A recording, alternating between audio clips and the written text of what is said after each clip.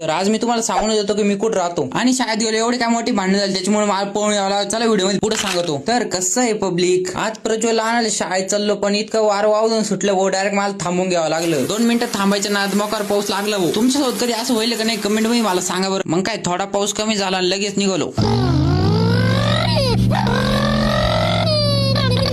आणि शाळेत येऊन पाहिलं इतकं खतरनाक भांडणं चालू ना भाऊ आणि पोरग इतकं निवारण आपटलं भाऊ. आता ते पोरं कोण मी सांगत नाही आणि आता मी घरी निघतो कारण की सर बीर आले तर मला धरायचे भाऊ.